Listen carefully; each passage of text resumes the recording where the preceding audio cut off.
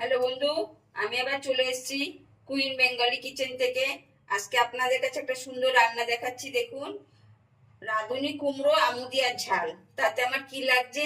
আমুদিয়া মাছ লাগছে, আদা কুচি লাগছে, রসুন লাগছে, কাঁচা লঙ্কা লাগছে, পেঁয়াজ লাগছে, কুমড়ো লাগছে, একটা পেঁয়াজ কুচানো লাগছে, ধনেপাতা লাগছে, দুটো টমেটো লাগছে, কাঁচা লঙ্কা লাগছে।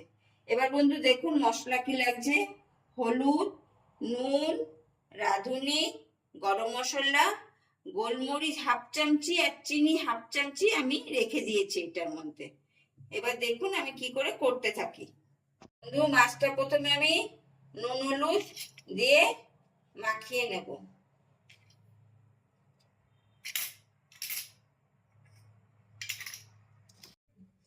বন্ধু, ফ্রাই প্যানে একদম অল্প তেল দেবেন, 2 চামচি তেল দেবেন। দিয়ে এবার গ্যাসটাকে একটু বাড়িয়ে মাছটা দিয়ে দেবেন।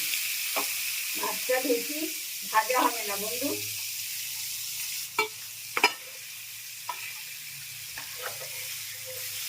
বন্ধু, এইভাবে মাছটা খালি সাঁতলে নেবেন। জাস্ট গরম তেলের মধ্যে দিয়ে দুবার একবার এরকম উল্টে পাল্টে মাছটা সাঁতলে নেবেন।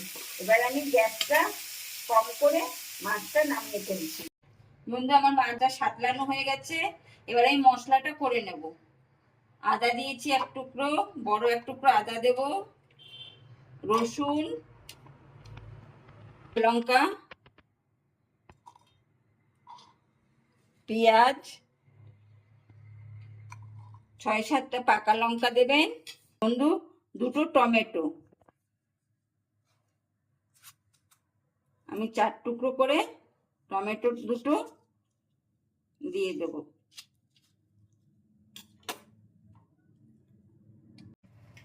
বন্ধু, আমরা কড়াইতে তেল দেব।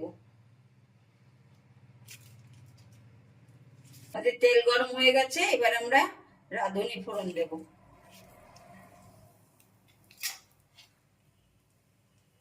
এবার কুমড়ো গুলো দিয়ে দেব।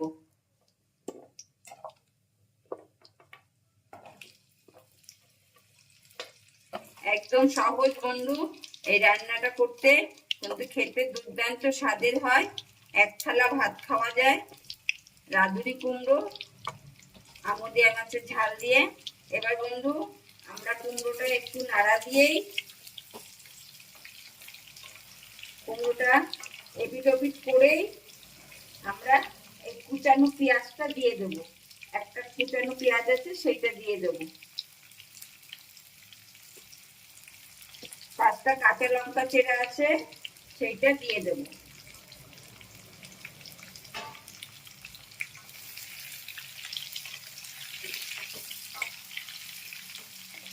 বন্ধু, আমরা 2 চামচি নুন দেব। যেহেতু আমি মাছে নুন হলুদ দিয়ে মেখেছি, সেহেতু আমি 2 চামচি নুন দিলাম।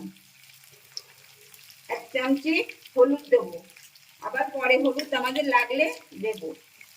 বন্ধু, আমাদের কুমড়োটা কিছুটা ভাজা হয়ে এসছে। এইবার আমি পেস্টটা বানিয়েছিলাম আদা পেঁয়াজ রসুন টমেটো, সেই পেস্টটা আমি এর মধ্যে দিয়ে দেব।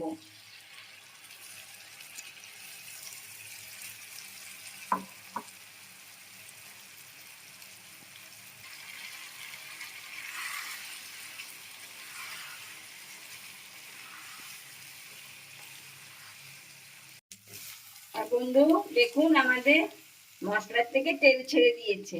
এবার আমি ধনেপাতা গুলো দিয়ে দেব। 1 টেবিল চামচি গরম মশলা রেখেছিলাম, সেইটা দিয়ে দেব।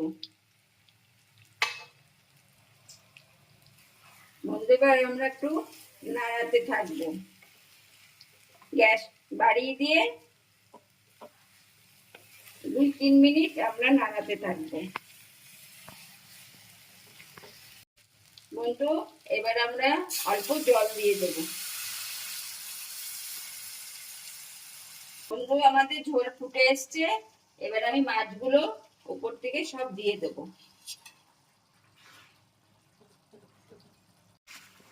বন্ধু, এই রান্নাটায় খুব ঝোল হবে না, আবার খুব ড্রাইও হয়ে যাবে না, একটু গামাখা গামাখা থাকবে। এবার আমাদের ঝালটা, মাছের ঝাল হয়ে গেল। এবার আমরা গ্যাস অফ করে দিলাম। বন্ধু, আমাদের কুমড়ো আমু দিয়া মাছের ঝাল কমপ্লিট হলো। এবার যে আমি গোলমরিচ আর চিনিটা মিশিয়ে রেখেছিলাম, এটা উপর দিক দিয়ে আমি ছড়িয়ে দেব।